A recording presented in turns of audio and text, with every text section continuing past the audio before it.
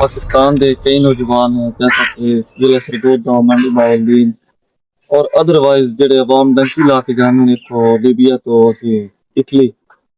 नाजरीन लीबिया के सैल तो कश्ती जनाब जा रही है तो तकरीबन एक हफ्ता पहले जिसके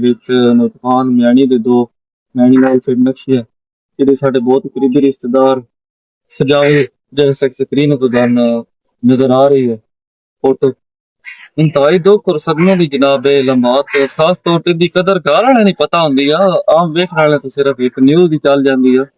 नाल उस नाल एक लड़का गुलफाम साढ़े जेडे करीबी करीब तारा उस तो बाद जनाब बहुत सारे पिंडी बटियां सरगोदा साहिवाल गुजरात खास तौर पर साड़ी अवाम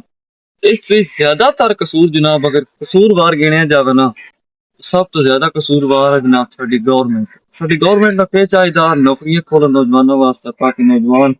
हिजरत करने के बजाय अपने मुल्क में कारोबार करन पेशा करन नौकरी करन ये सारे कुत्ते दा हुक्मरान जनाब इस चीज का एक हलफ लियो तां भी अवाम साडी फिर भी आदे नहीं डाडी बड़ी आ उस गलों रांदी कोई नहीं बुला खला के विजानो एयरपोर्टा ते जिस टाइम जांदे ना इदो लीबिया लो या कोई और दो नंबर मुल्क लो जिस टाइम आंदे ना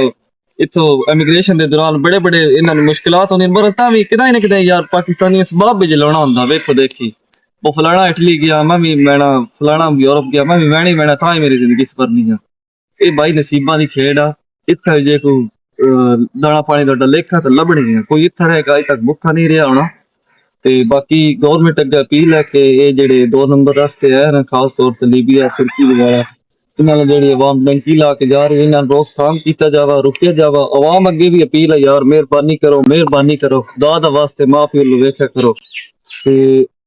उस तो बाद जनाब सब तो ज्यादा जी चीज है साडी अवाम फिर भी उस आखे जानो रन नहीं ते मन भी अल्लाह पाक खैर करे खैर होनी चाहिए है इससे ज्यादातर कसूरवार जिस तरह पहले दसिया है कि गवर्नमेंट ही है जनाब अगर गवर्नमेंट नौकरियां नहीं खोलती जवान वास्ते कारोबार की स्कीम नहीं खोलती तो असी आके फिर यूरोप वाले जाना किसी होर मुल्क वाले जाना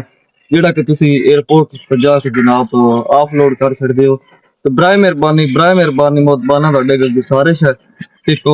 कारोबार या रोजगार की कोई स्कीम ना मोम चलाओ ताकि नौजवान अपनी जान की बात करना तो मैं खुद था अल्लाह हाफिज़।